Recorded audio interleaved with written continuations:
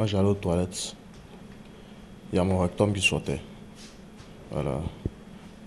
J'ai souffert de cela. Pendant 10 ans, il a vécu un véritable calvaire.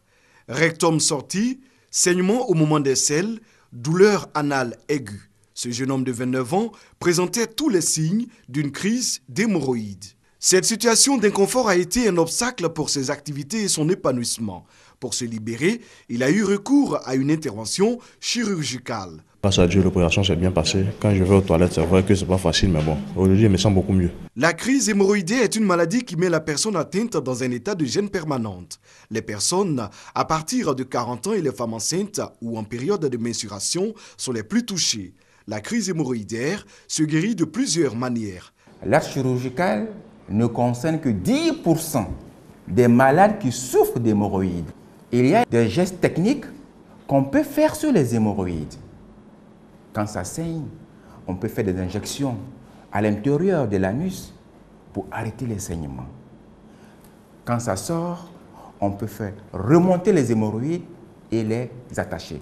Pour les spécialistes, il existe une différence entre les hémorroïdes et la crise hémorroïdaire. Les hémorroïdes sont des organes qu'on a au niveau de l'anus et qui nous permettent effectivement de bien fermer l'anus. Alors ces organes-là sont maintenus en place par des structures, des ligaments comme des ressorts. Et c'est lorsque ces organes donnent des signes et qu'on parle de maladie hémorroïdaire. À l'origine des crises hémorroïdaires, de multiples facteurs. La constipation est un grand vecteur de crise hémorroïdaire, la diarrhée également. Les hémorroïdes surviennent lorsque il y a une forte tension au niveau de l'abdomen. La gestité, c'est-à-dire la grossesse, en moyenne, une femme sur deux va faire une crise hémorroïdaire et également dans les suites immédiates de la grossesse. Les personnes qui sont amenées à garder longtemps la position assise ou la position debout peuvent être également amenées à avoir des crises d'hémorroïdes. Les habitudes alimentaires ont pu être également incriminées des éléments comme le thé, le café, le piment. Quand elles ne sont pas traitées à temps, les crises hémorroïdaires entraînent parfois des complications. À ce stade, une prise en charge et un traitement adéquat s'imposent. La durée du traitement et le coût de la prise en charge varient en fonction des cas. Face à ce mal, la médecine traditionnelle a aussi ses recettes. De nombreux patients se tournent aujourd'hui vers elle. Au début, ça a commencé par le rectum qui sortait. Je vais voir un tradupraticien et j'avoue qu'actuellement, ça va. Le choix de cette pratique est-il un recours efficace contre la crise hémorroïdaire? La médecine traditionnelle a des plantes efficaces pour guérir les hémorroïdes dans toutes leurs formes. Entre le recours à la médecine moderne et à la médecine traditionnelle, l'autre voie qui s'offre est la prévention. Pour éviter la constipation, il faut avoir une alimentation équilibrée. Consommer assez d'eau, au moins 1,5 litre, voire 2 litres d'eau par jour. Consommer suffisamment de fruits et de légumes. Le gombo ne joue pas sur l'hémorroïde. Au contraire, le gombo contenant assez de fibres, ça facilite le transit, donc ça vous aide à évacuer. Au service d'exploration fonctionnelle du CHU de Yopougon, 60% des motifs de consultation sont des crises hémorroïdaires. 20 patients sont consultés en moyenne par semaine. En Côte d'Ivoire, 4 centres publics s'occupent des maladies hémorroïdaires. Ils sont situés dans les CHU de Yopougon, de Cocody, de Trècheville et de Boaké. Une paire de lunettes pour se mettre à l'abri des regards. Jean-Luc est non-voyant depuis le bas âge. Aujourd'hui, la quarantaine révolue. Il ne vit pas sous le poids de son sort. Malgré son handicap, il ne perd pas le fil des doigts pour jouer des notes de piano.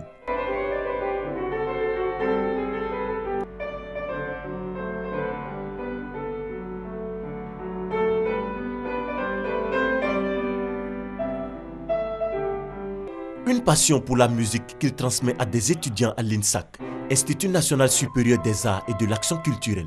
Nous devons avoir notre premier cours de piano classique. Et j'arrive en classe, je vois un professeur qui est assis sur le piano. Et puis bon, il est non-voyant. Bon, j'ai trouvé ça un peu bizarre. Je dis, comment un professeur qui est non-voyant va nous donner des cours de piano classique? Les étudiants, je ne les vois pas, je les entends, je les sens. Et comme au niveau de l'acte pédagogique, la parole et le geste compte beaucoup. C'est sur ces aspects-là que nous mettons l'accent.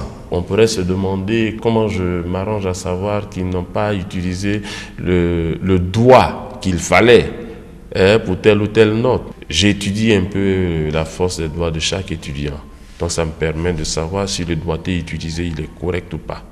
Perdre la vue, mais conserver son intelligence et se construire une identité. Nombreuses sont ces personnes souffrant de déficience visuelle qui arrivent à réaliser des œuvres. Françoise et Nicole en sont des illustrations parfaites. L'une spécialisée dans la tresse et l'autre conçoit des accessoires. Ce modèle-là, ça c'est 3 000 francs. Je fournis les mèches, je fais ça à 6 000. Le fait que mes clients apprécient ce que je fais, ça me motive encore de travailler. La première fois, je me suis demandé est-ce qu'elle va arriver. Mais ça fait plusieurs fois qu'elle me fait les tresses et je suis satisfaite. J'arrive à fabriquer les porte-clés. Bon, ce sont des animaux faits de pelles.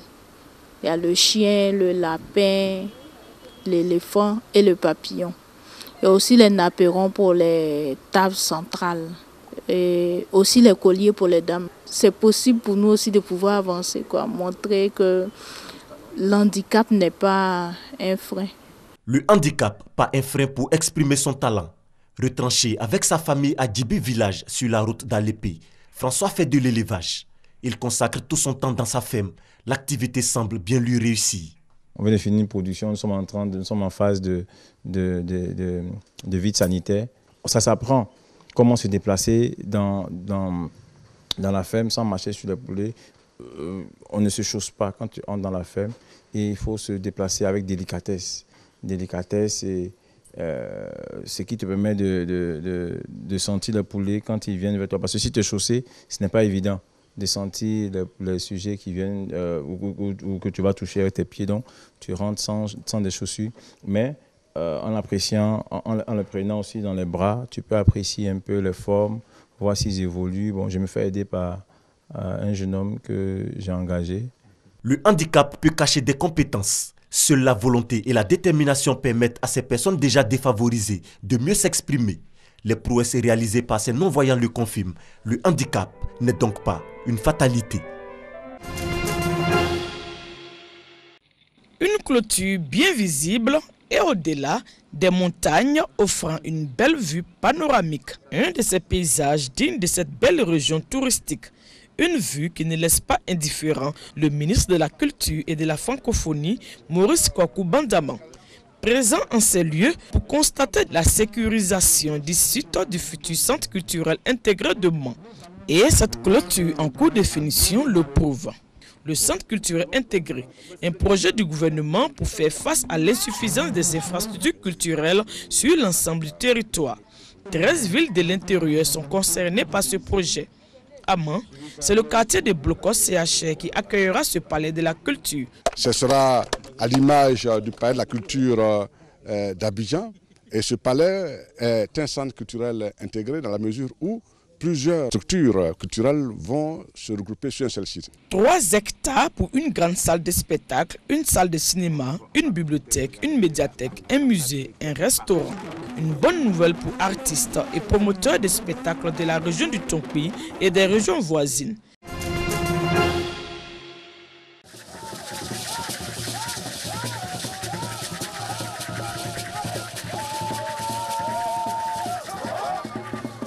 C'est fait. Les anciens du village d'Akwedo viennent d'autoriser la sortie de nouveaux initiés de la catégorie Blessoué d'Oba. Cette initiation dans le bois sacré a duré 3 ans. 3 ans de maîtrise des us et coutumes du peuple Akan. Ainsi, les nouveaux initiés sont jugés aptes aux épreuves de sagesse, d'habileté et d'endurance. Daniel Amodao, le Tabrognan ou le guerrier, et ses camarades intègrent après cette initiation le cercle des hommes dignes de prendre des décisions en pays ébloui.